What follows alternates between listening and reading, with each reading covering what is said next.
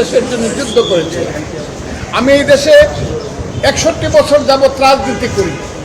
কাজে আমার এই দেশে নিশ্চিন্তে নির্বিঘ্নে বাঁচার অধিকার আছে। এটা আমার কনস্টিটিউশন এবং ফান্ডামেন্টাল রাইট। এই রাইট, এই অধিকারের উপরে আজকে আমি দেখছি বাধা পড়ছে, আমাকে হত্যা করতে চায়। এবং বিদেশ থেকে কিছু ইউটিউবার, বিশেষ করে ফ্রান্স থেকে কয়েকদিন আগে 2 জন ইউটিউবার অর্ডার দিয়েছে আমাকে হত্যা করার জন্য। এরা সবাই জামাতের লোক। তারা বলেছে ফজলুর রহমানকে হবে ইত্যাদি ইত্যাদি। অবিক রহমান, সে এখন ব্যারিস্টার। আমার স্ত্রী দাঁড়িয়ে আছেন আমার ডান দিকে। উনার বয়সও কিন্তু 65 বছর যদিও, এবং উনিও সিনিয়র লয়ার। গতকালকে আমি হঠাৎ করে বিকাল 5টায় আমি জানতে পারলাম আমার নামে আমার দলের পক্ষ থেকে একটা শোক নোটিশ। কিন্তু নোটিশটা আমি মানুষের কাছে রাত্র 9টায় নিজে পেলাম। সেই নোটিশ পেয়ে আমি যা জানতে পারলাম, আমার দল ব্যাপারে আমার জানতে চেয়ে আমি নির্দিষ্ট সময়ে আমার দলকে দিব এবং আমার দল আমার ব্যাপারে সিদ্ধান্ত যা নিবে সেটা আমি মাথা পেতে মেনে নিব। এটা ভিন্ন ব্যাপার। কিন্তু আজকে সকালে ঘুম থেকে উঠার সঙ্গে সঙ্গেই আমার বাসার সামনে, যে বাসায় আমি থাকি সেটার নাম হলো কনকর্ড, দুদকের সামনের যে 20 তলা বিল্ডিং, এই কনকর্ডে আমি থাকি। আমি শুনলাম স্লোগান হচ্ছে কয়েকটা। আমি দেখলাম উপর থেকে 7 থেকে 8 জন ছেলে মেয়ে স্লোগান দিচ্ছে, খুব বিশ্রী স্লোগান, ফজলুকে হত্যা করো, ফজলুর রহমানকে গ্রেপ্তার করো, ইত্যাদি ইত্যাদি। স্লোগানেরও ভাষা মানে এমন কোনো অনা আর কি। 7-8 জন ছেলে মেয়ে, এবং তারা বাসার মধ্যে ঢুকার চেষ্টা করতেছে। আমি সেই বাসায় থাকি, ভাড়া বাসা। আমি এখন শঙ্কায় আছি যে বাসায় ভাড়া থাকি সেই মালিক আমাকে বাসায় ভাড়া থাকতে দিব কিনা। 1। 2 নম্বর হলো, আমার মূল প্রশ্নটা হলো, আমি একজন মানুষ, আমি এই দেশের জন্য যুদ্ধ করেছি। আমি এই দেশে 61 বছর যাবৎ রাজনীতি করি।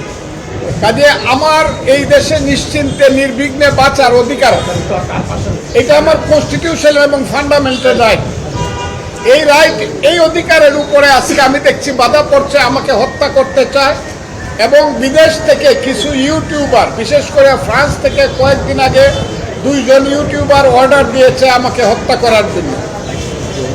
এবং কালকে রাত্রে বা পরশু রাত্রে দেখলাম এরা সবাই জামাতের লোক।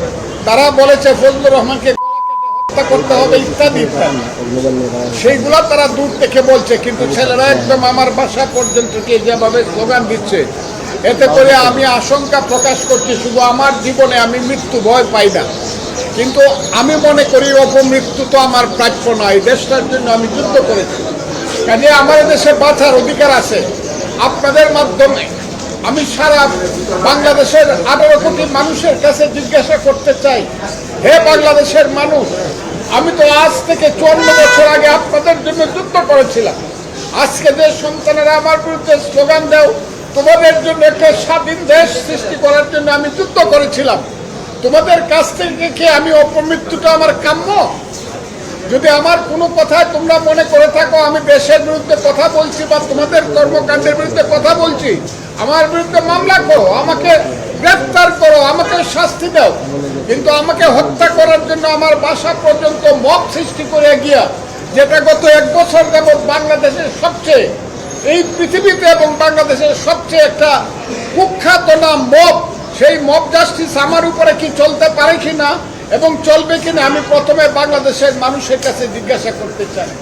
হে বাংলাদেশের মানুষ, আপনারা যদি মনে করেন একজন মুক্তিযোদ্ধা হিসেবে নির্বিঘ্নে আমার বেঁচে থাকার অধিকার আছে, তাইলে আপনারা আমার জন্য দোয়া করবেন এবং আপনারা আমার জন্য আমার পক্ষে প্রতিবাদ করবেন যে ফজলুর রহমানকে নির্বিঘ্নে বাঁচতে দাও।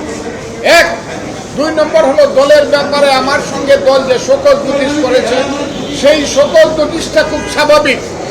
একটা দল যদি মনে করে তার কোনো রাজনৈতিক কর্মী ব্যতিক্রম কোনো কথা বা কাজ করছে, দল সকোজ করতেই পারে এবং সেই প্রশ্নের উত্তর আমি দেব। সেটার সঙ্গে তো এই মবের কোনো সম্পর্ক নেই। সব মশার বিরুদ্ধে সুরক্ষা দিতে এলো বসুন্ধরা এক্সট্রিম অ্যারোসল, মশার বিরুদ্ধে এক্সট্রিম সুরক্ষা।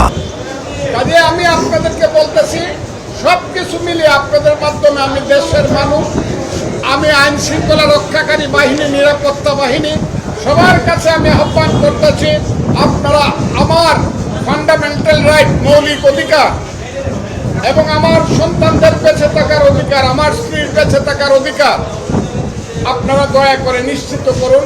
এবং আইন শৃঙ্খলা রক্ষাকারী বাহিনী আজকে যে ভূমিকা নিয়েছে আমি সেই ব্যাপারে সন্তুষ্ট। আবারও বলছি, আমি সেই ব্যাপারে সন্তুষ্ট। আমার বাসা থেকে ফোন করার সঙ্গে সঙ্গে 10 মিনিটের মধ্যে তারা এসে অন্তত আমাকে রক্ষা করার চেষ্টা করেছে, এখনো করছে। আর এখন 5 ঘন্টা যাবত এখন এই মব আমার সামনে, সেইটা সংখ্যায় যতই বিশেষ স্লোগান দিয়ে মব বসে রয়েছে। আমি এই কথা বাসার সামনে বসে রয়েছে, আপনারা এই কথাটাও জেনে রাখুন। আপনাদের মাধ্যমে আমি এই কথাটাই আজকে বলতে আসছি, আমার জীবনের নিরাপত্তা পাওয়ার অধিকার সাংবিধানিকভাবে আমার আছে। আর আমি সবচেয়ে বিশ্বাস করি আমার সৃষ্টিকর্তা আমাকে রক্ষা করবে, কিন্তু সাংবিধানিকভাবে দুনিয়াগতভাবে এই দেশের আইন শৃঙ্খলা রক্ষাকারী বাহিনীর দায়িত্ব আছে আমাকে জীবন রক্ষার নিরাপত্তা দেবে। এই কথাটা বলার জন্য আমি আপনাদের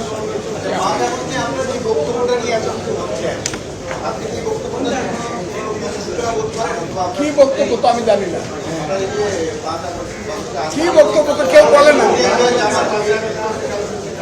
এইটা আমি আপনাকে বলে এই কথাটা আমি নিশ্চিতভাবে বলবো, আমি মুক্তিযুদ্ধের পক্ষের মানুষ এবং জামাত 71-এ মুক্তিযুদ্ধের বিপক্ষে ছিল। 5ই আগস্ট ঘটার পরে আমি খুব সুস্পষ্টভাবে বলেছি, জামাত যদি সঠিক পথে চলে, 54 বছর আগের কথা বাদ দিয়ে যদি তারা বাংলাদেশের মানুষের কাছে যদি বলে যে আমাদের পূর্বপুরুষরা যা করে গেছে সেগুলো আমরা সব ভুলে গেছি, আমরা নতুনভাবে আমরা রাজনীতি করব, এমন তারা যদি শরিয়া রাজনীতি করে তাতেও আমার ছেলে, কিন্তু ভোট পেয়ে তাদেরকে ক্ষমতা দখল করতে, এই কথাটা আমি বারবার। কিন্তু আমি দেখলাম জামাত বলেছে যে যারা অস্ত্র হাতে যুদ্ধ করেছিলাম মুক্তিযোদ্ধা, একেবারে পত্রিকায় লিখে তাদের শিবির বলেছে এবং তারা সমর্থন করেছে, তারা মাপ চাও। এবং যেদিন জামাত বলেছে যে 71 সনের মুক্তিযুদ্ধ ছিল ভাইয়ে ভাইয়ে গণ্ডগোল এবং এইটা একটা চক্রান্তকারী দেশ এই গণ্ডগোলটা লাগাইছে, সেই দিন থেকে আমি মুক্তিযোদ্ধা হিসাবে আমার পবিত্র দায়িত্ব মনে করছি জামাতের এই মুক্তিযুদ্ধ বিরোধী কথার বিরুদ্ধে দিদিকে অবস্থানে নেয়। এবং সেই অবস্থানে থেকে আমি কথা বলছি, সেই অবস্থানে থেকে কথা বলে জামাত যদি আমার কথার উত্তর দিতে পারে, আমি তাদেরকে বারবার চ্যালেঞ্জ করছি, আসেন।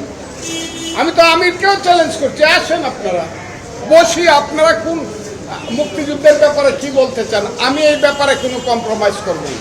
মুক্তিযুদ্ধের ব্যাপারে আমি কোনো কম্প্রোমাইজ করব না, আমি যেভাবে বুঝি সেইভাবে কথা বলবো। যদি কোনো অন্যায় কথা বলি তারা আমার নামে মামলা করবে, আমি জেলখানায় দেবো, কথাটা খুব ক্লিয়ার। কিন্তু মুক্তিযুদ্ধের ব্যাপারে আমি কোনো কম্প্রোমাইজ বা আমি কোনো আপোষ করব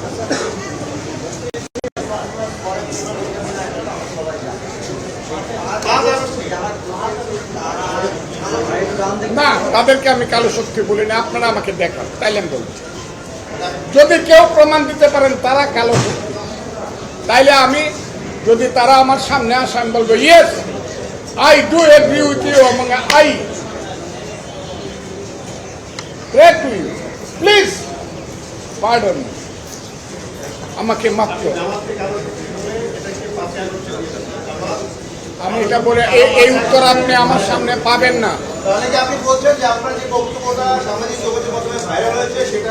কোনো ভাইরাল হয় না, এটা ইউটিউবে অনেক কিছু করা যায়, কথাটা বুঝেন। আমার সমস্ত বক্তব্যটা আপনারা দিতে, কথা বলবেন, সমস্ত বক্তব্যটা আপনারা যদি বলেন ওই 2 লাইন দিয়া, ওই নিষেধা হেডিং দিয়া, ফজলুর রহমান বলেছে ইউনুসকে দেশ থেকে, এইগুলা তো হইতেছে এই দেশে।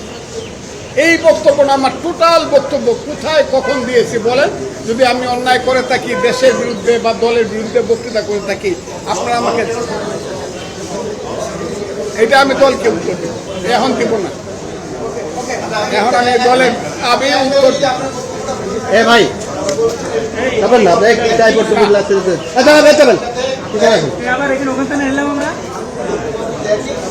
ওই একই কথা,